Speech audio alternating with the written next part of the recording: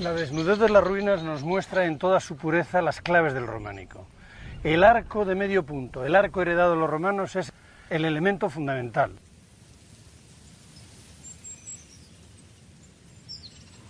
Las ruinas de Roma fueron un enorme banco de datos para la gente del románico. Aquí estamos debajo del Arco del Triunfo, que es un alarde de estabilidad.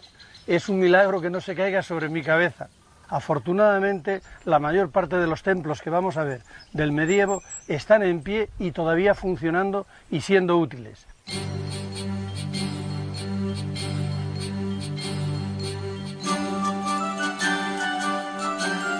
Durante la época románica, todos los pueblos que nacieron al calor de la Reconquista construyeron sus iglesias al estilo de la época, el románico.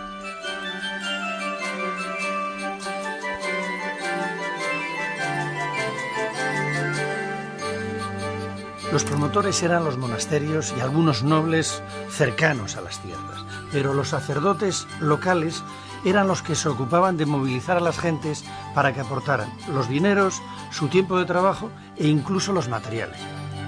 Sin embargo, eran las leyendas y las reliquias los que al final envolvían y justificaban la construcción de estos templos.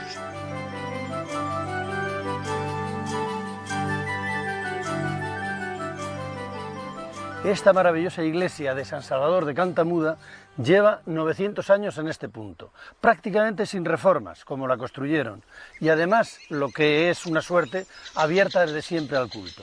Al fondo está la montaña que da origen a la leyenda y al nombre de la iglesia y del pueblo. Se cuenta que en aquella montaña de Tremalla había un castillo regentado por el conde Munio, que era un señor mayor y se fue a la guerra. Dejó en el castillo a su joven y bellísima esposa, doña Elvira. Y a la vuelta de la guerra, el buen hombre pensó que la señora le había engañado. Y para probarla, o para acabar con ella, la mandó por el desfiladero de la montaña descender en una noche de mucha tormenta en una mula que era falsa y ciega, y con una criada que era muda. Al llegar abajo, no solamente no se despeñaron, sino que, oh milagro, cantó la muda. Y la señora, doña Elvira, le convenció al conde de que erigiera en los bajos de aquellas praderas esta iglesia, en honor del Salvador. Por eso, este pueblo y la iglesia se llaman San Salvador de Cantamuda.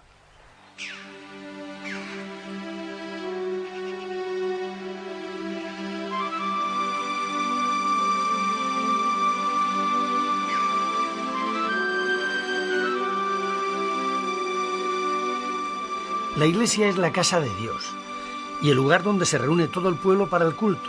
Por este motivo, la iglesia es el mejor edificio del pueblo, el más sólido, el más lujoso y el más ornamentado.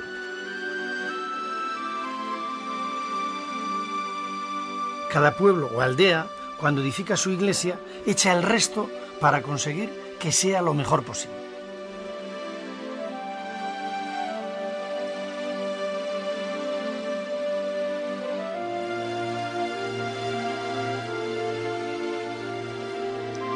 Una vez tomada la decisión de construir el templo, lo primero que hacían era buscar o contratar a un buen maestro de obra que fuera asequible y localizaban la cantera más cercana al pueblo para evitar gastos inútiles.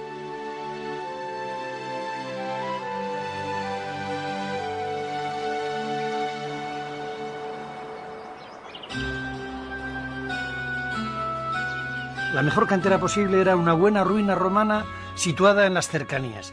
Esta suministraba materiales abundantes y con gran economía y facilidad.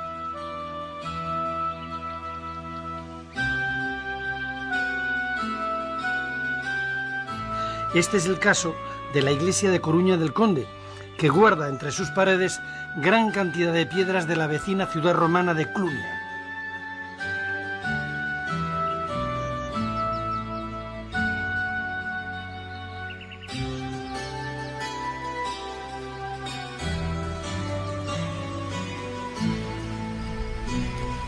Cuando no había ruinas próximas de las que echar mano, no les quedaba otro remedio que buscarse una cantera lo más cercana posible a la obra.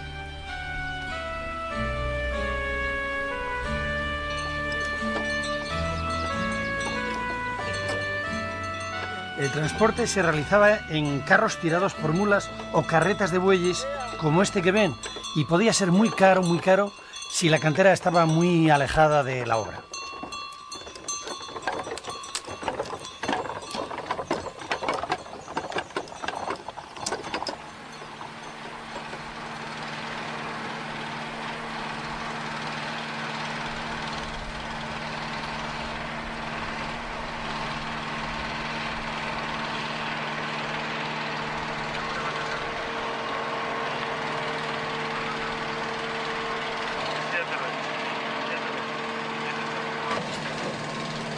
En el caso de Silos la proximidad es evidente.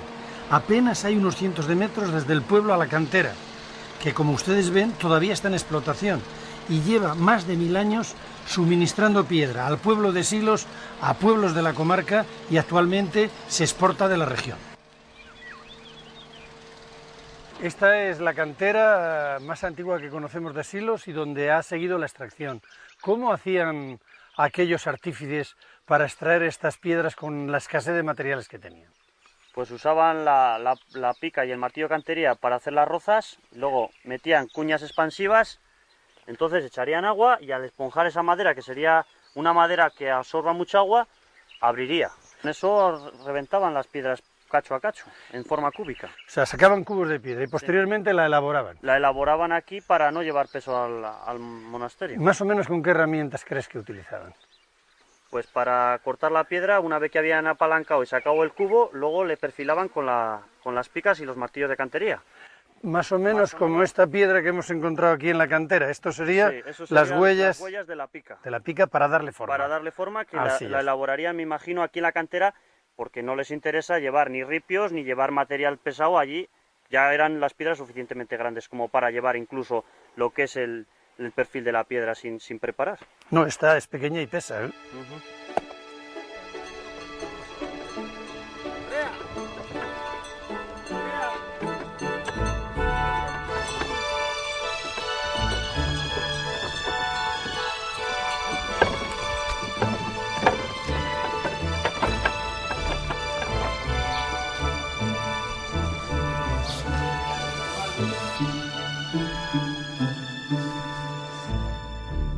En el interior de la iglesia románica de San Miguel Arcángel de San Esteban de Gormaz existe una preciosa maqueta que nos cuenta cómo se construyó esta iglesia. En el centro de la maqueta está mi colega, el maestro arquitecto que tiene las trazas a escala del conjunto de la iglesia y en parte ya ha levantado, porque también el maestro era artesano, el pórtico, que es el elemento más importante desde el punto de vista ornamental. Se acerca una carreta de bueyes que trae de la cantera una serie de sillares ya preparados previamente. Y cerca está el taller de cantería, donde el maestro cantero y su ayudante están regularizando los sillares. Ya tienen elaboradas algunas columnas, basas y capiteles de la iglesia. Está un taller de madera donde previamente han traído la madera desbastada del bosque y la están preparando ya para formar la cubierta. Los albañiles están encaramados en los muros colocando la mampostería, al igual que lo hacen los que colocan la teja. De un pozo que se ha abierto en las cercanías se extrae el agua, que se lleva al bancal donde se está haciendo la masa de cal para la argamasa de los muros. Todo ello con los peones y ayudantes que transportan los materiales de un sitio para otro. En definitiva, un grupo de trabajadores muy bien organizados que todos a una están levantando esta iglesia del siglo XI.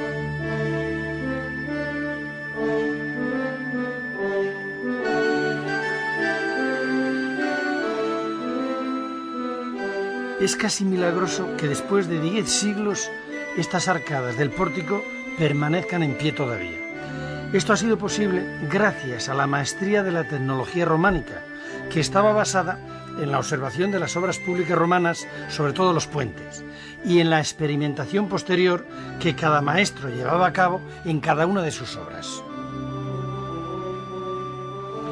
De esta manera, cada maestro de obra iba acumulando unos conocimientos arquitectónicos y una práctica que guardaba en secreto y solo la transmitía a su sucesor. Por eso decimos que cada maestrillo tenía su librillo. El maestro es ese hombre con primero, que conoce los oficios perfectamente, conoce todos los oficios que intervienen, es mucho más observador que el resto, con esa capacidad de observar y de proyectar y mandar y ver por qué razón se caen o se sustentan las cosas. O sea, que el maestro arquitecto de aquella época sería el que tiene toda la obra en la cabeza, el cuarto de las trazas, coordina a los maestros y les dice, planifica la obra también. Planifica, sí. Hoy sería, digamos, pues ese director de obra o ese aparejador también. Ese aparejador, perfectamente. Quizá ese es el nombre exacto, aparejador, ¿no? Las iglesias que han sobrevivido son las que estaban mejor construidas, pero otras se han caído. De este error aprendieron mucho los maestros de obra. Una de las primeras cosas que aprendieron fue a utilizar contrafuertes para que no se les abriesen los muros. El contrafuerte es, sin lugar a dudas, la gran aportación de los maestros del románico.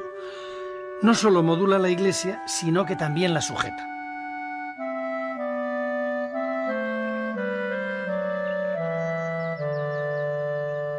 Este arco se terminará cayendo y a no mucho tardar, porque el empuje que tiene no está contrarrestado, no hay un contrafuerte. Para eso servían los contrafuertes en las iglesias románicas, para evitar que el empuje de los arcos tirara los muros y se desplomaran los arcos.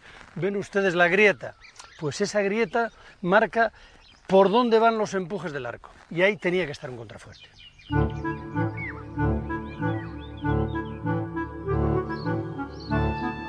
El maestro y su cuadrilla, que las más de las veces eran familiares, canteros, albañiles y carpinteros, iban de obra en obra. Eran itinerantes. Contrataban una obra, la hacían, la cobraban y se iban a otra parte.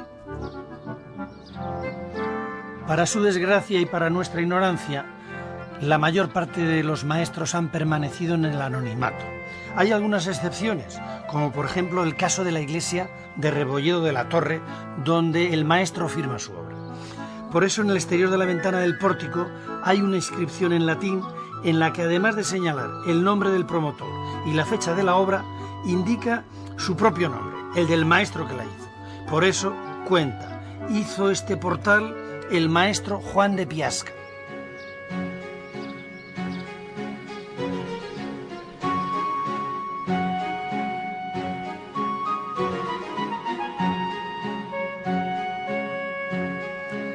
Después del maestro de obra, los canteros eran las personas más importantes. Se encargaban tanto de tallar las piedras como de hacer los adornos de capiteles, basas y arquivoltas.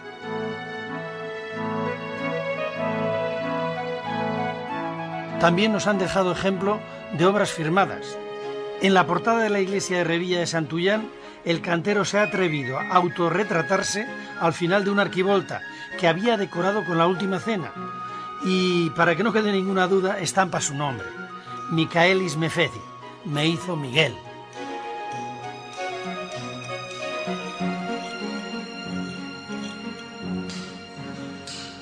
Estos jóvenes aprendices de canteros de la Escuela de Oficios de León, que en el futuro se encargarán de la restauración de nuestro abundante patrimonio, siguen trabajando de forma similar a la de los canteros románicos. Mira, Carlos, la plantilla de la dovela del arco. A ver, apáñate.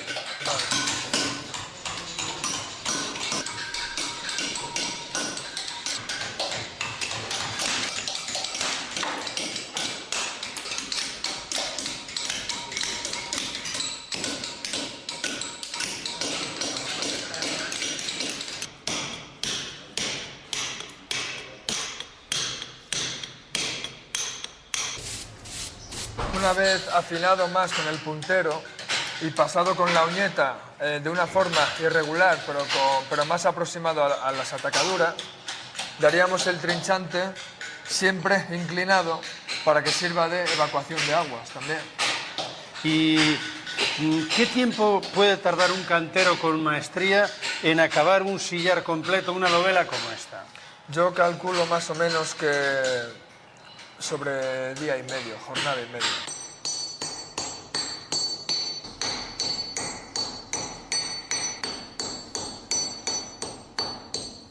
Los canteros de la época románica, después de haber dado forma a la piedra, tenían que acabarla, y la acababan de una forma muy característica que es inconfundible, sobre todo cuando el sol incide bien sobre la piedra, con el hacha. Hacían un tratamiento casi caligráfico, siempre en la misma dirección, en cada una de las piedras, y eso se lee perfectamente en los edificios. Y así sabemos que estos sillares son románicos.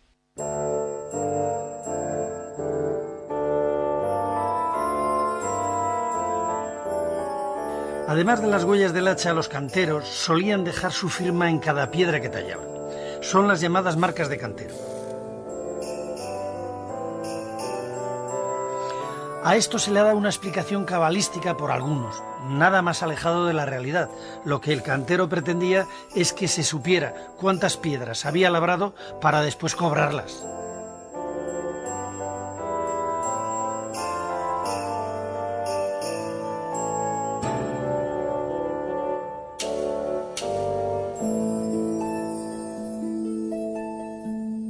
Cuando las piedras estaban listas, los albañiles se encargaban de levantar el edificio. La argamasa que utilizaban para pegar las piedras era una mezcla de cal, arena y agua. La cal era cal muerta, la habían apagado la cal viva previamente. Esta se ha utilizado hasta hace muy poco, hasta que se inventó el cemento moderno. Se produce por combustión de la piedra caliza. Mi padre tenía un calero y a mí me llamaban en el pueblo calero, o sea que de cal pues sabíamos bastante en la familia.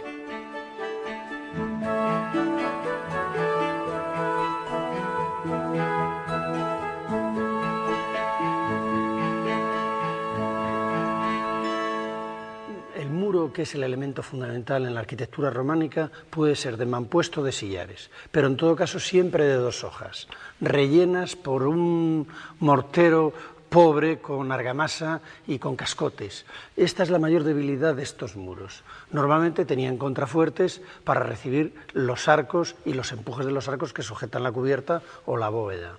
En las esquinas suelen ser siempre, es un elemento de refuerzo y hacen una perfecta traba de los sillares, tanto interiores como del exterior. El ábside, sea de medio punto o sea cuadrado, porque hay iglesias románicas con ábsides cuadrados, es lo primero que se construye. Se echa la bóveda del ábside y posteriormente se lo teja. En ese momento la iglesia ya está apta para el culto, sobre todo las iglesias grandes que se hacían a lo largo del tiempo.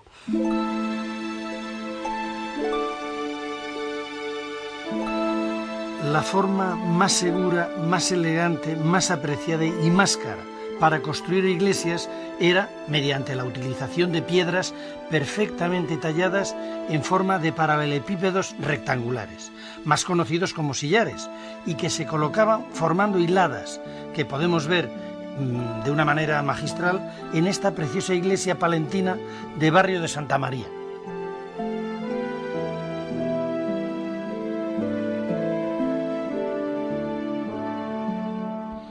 Cuando las piedras solo están talladas y toscamente por un lado, son de forma irregular, se llaman sillarejos. Para asentarlas se utilizaba en abundancia la masa de cal y arena, aunque sobre. Así está construida esta esbelta torre de lo que en su día fue el campanario de la iglesia de Llanguas, en Soria.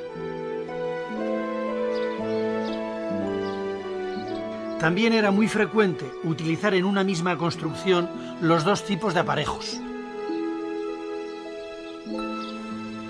La calidad de la construcción de las iglesias depende de dos factores: de la potencia económica del que la encarga y de la proximidad de la cantera. En el caso de esta iglesia que está a mis espaldas, empiezan el basamento con una mampostería de cierta nobleza, y en las partes más nobles del ábside y del cimborrio ya las hacen de sillería. El resto de la iglesia la acaban en mampuesto.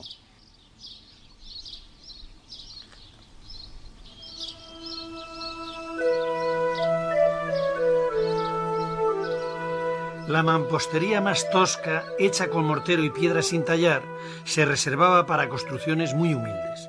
Este es el caso de la iglesia de Santa María de Caracena, en Soria.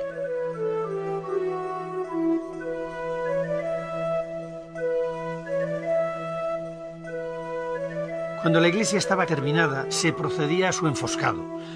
Se hacía el exterior para cubrir el mampuesto. Esta iglesia todavía conserva el enfoscado original.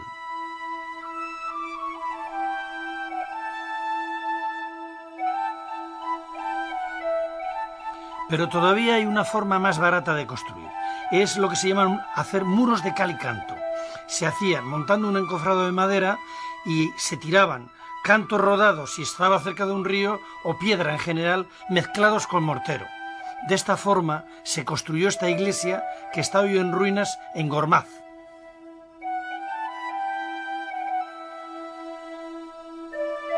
En los lugares donde era caro conseguir piedra o no la había, se recurría al ladrillo. En Sagún y sus alrededores hay varias iglesias románicas construidas en ladrillo, y son famosas y celebradas las de San Tirso y San Lorenzo.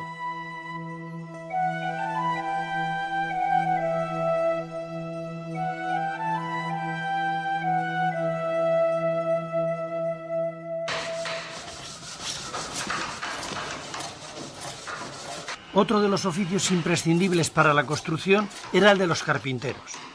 Lo primero que hacían eran los andamios y lo último que hacían era la cubierta, pero entre tanto tenían que fabricar las cimbras, que eran muy importantes porque eran las que sujetaban y daban forma a los arcos antes de colocar las piedras. Una labor importantísima que se hacía al final de la obra era desencofrar o desencimbrar, que era cuando se podía caer el templo encima de los que quitaban los andamios.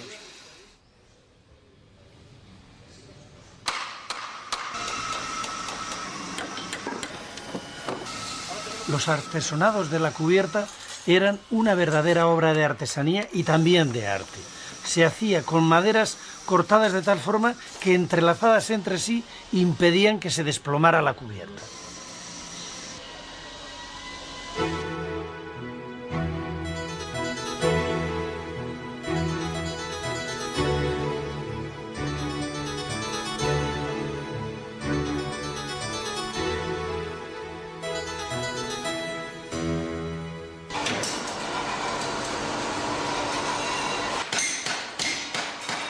Otro de los oficios fundamentales en la construcción románica es el de los herreros. Estos eran los que manejaban la fragua, el herrero y sus ayudantes, que también podían ser familiares.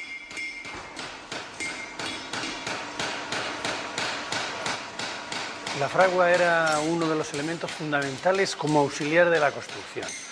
No había ningún pueblo o monasterio que no tuviera la fragua, en la cual se hacían todas las rejas, clavos de las puertas, probablemente también los anillos de las ruedas de los carros, etc. Y cada obra tenía que tener su fragua porque era fundamental mantener en buena forma las herramientas del taller de cantería, fundamentalmente los punteros, que eran los que más sufrían. Además de atender a las necesidades de la obra, los herreros se encargaban de realizar los herrajes de las puertas y las rejas que se colocaban en las ventanas para impedir los robos.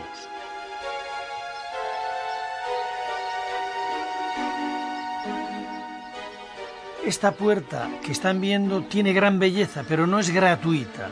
Cada clavo, cada hierro está puesto en la puerta para reforzarla. Es una puerta de seguridad, de modo que los clavos ayudan a la madera a proteger la iglesia de los robos.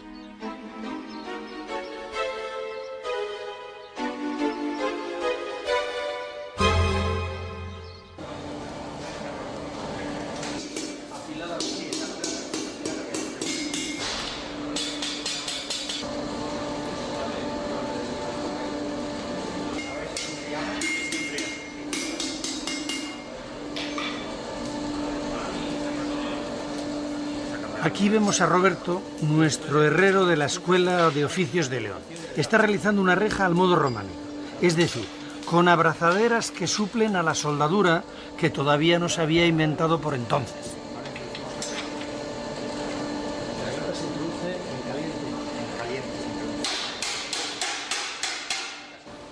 ¿Y cuánto tiempo le puede llevar a un herrero y su ayudante? Porque me imagino que tendríais ayudantes. Sí, esto casi todos los trabajos se hacen con ayudante. ¿Qué tiempo le puede llevar una reja como esta? Pues aproximadamente un mes, más o menos. completa según está, con las abrazaderas, los nudos, todo.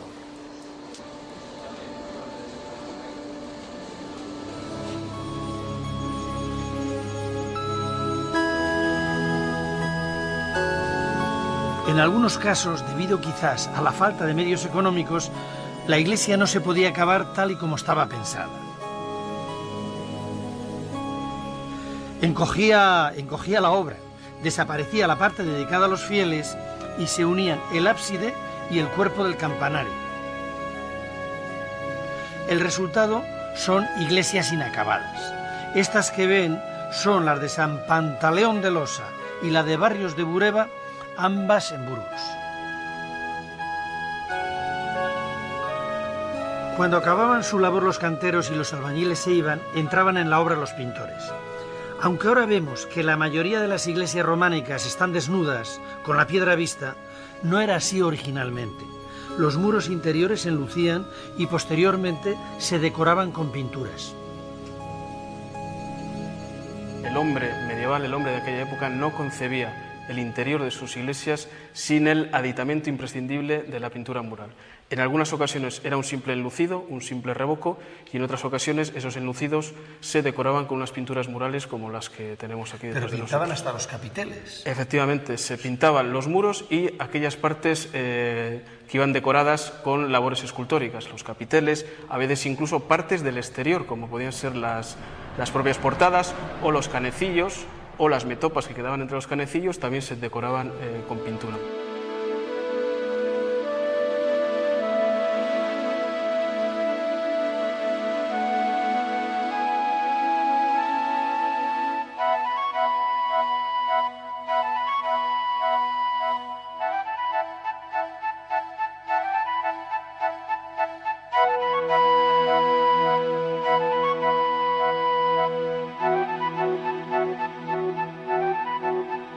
Esta que ven es la ermita mozárabe de San Baudelio en Soria.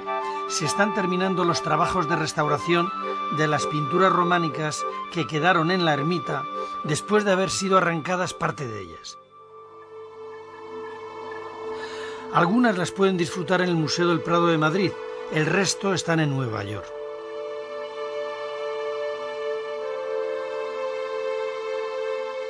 Los pintores que la realizaron, lo primero que hicieron fue enfoscar los muros para la preparación de la pintura. Lo hacían con un mortero de cal y de arena, y sobre él daban varios revocos que cada vez eran más finos. Sobre la última capa, aún húmeda, se trazaba con una cuerda batida las líneas maestras de la composición.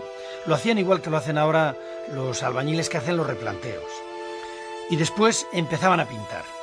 Siempre pintaban con la pared húmeda, de modo que cuando secaba la cal, cristalizaba y se endurecía, y la pintura pasaba a formar parte de la estructura del muro, de modo que cuando se ha arrancado la última capa, todavía la pintura que había traspasado esta capa la podemos ver en la pared y es lo que se está restaurando en San Baudelio.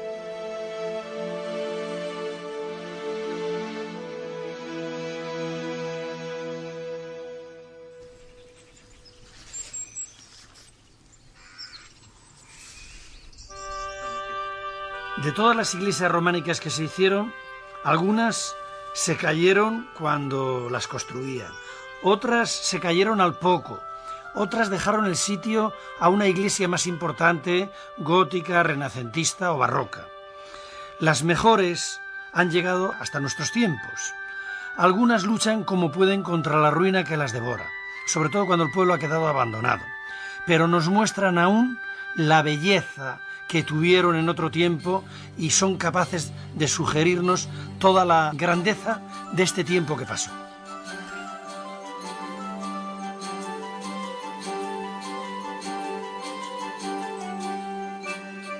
Otras, y esto es lo más importante, siguen desafiando después de 1000 años el paso del tiempo y haciendo honor a los maestros medievales que las levantaron. No se las pierdan, véanlas en esta serie y sobre todo visítenlas.